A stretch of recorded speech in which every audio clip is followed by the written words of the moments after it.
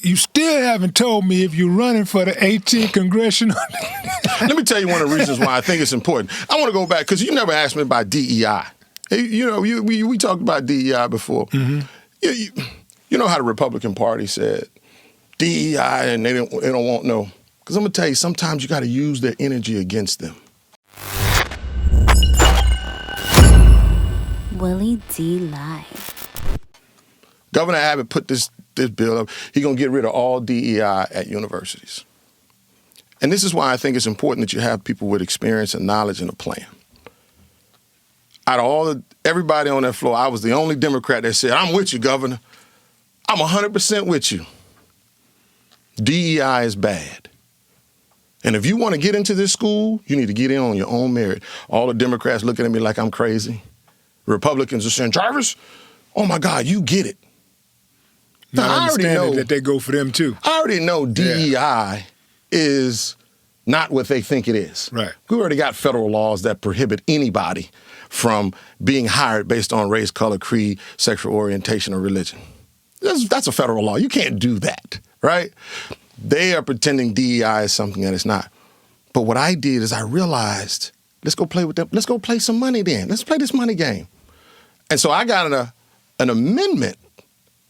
And the amendment was that if you want to get into these universities, that you must get in on your own merit. Because you know what? And I told all of them, because you know what I don't like is that top 10% rule.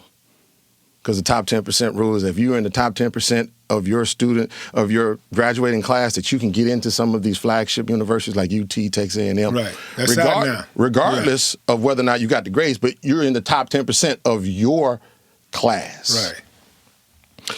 So I'm using that energy, and they were like, Jarvis, you get it. I said, sign this amendment. They signed the amendment, and I filed it. And then they called me up for my amendment. And as soon as I filed it, the phone started ringing. All of them come running, take me off. I don't want to be on that no more. Take me off. I said, well, I thought we were in order to be in these schools, you must get in on your own merit. No, not right now. I don't think I agree with you, but not right now. You know why that is, huh, Willie?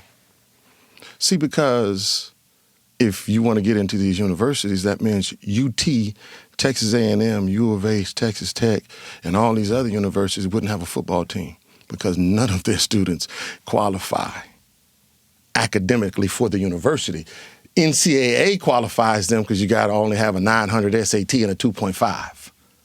Well, you can't get into UT, Johnny, just a regular citizen, just a regular student with a 2.5 and a 900 SAT. You can't get into A&M. You can't get into a lot of these universities with that.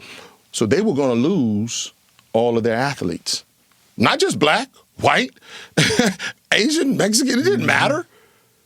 Yeah, but you know, they know how to move the goalpost though. But see, what was going to happen is, but see, this is what I'm looking at. See, now, those same students who can't get into your university still could get into a university. So now, come on back home. TSU is welcoming. Prairie View is welcoming. Houston-Tillotson is welcoming. You know, Wiley College is welcoming. You can get in there. And so now you're looking at a TSU beating the brakes off of U of H because now we got all of the top athletes. It's $1 billion, $1 billion industry. Because ain't nobody want to go watch, some sub-football or sub-basketball. Now you got all these five-star athletes. You got all these named athletes. Now these universities got billions of dollars to play with to rebuild their universities. So had this bill passed, our universities would have had that same money. But unfortunately, everyone's like, they don't want to deal with that. And so we ended up, my amendment ended up dying. But see, again, I'm not playing checkers. I'm playing chess with you. So I'm going to use that energy against you.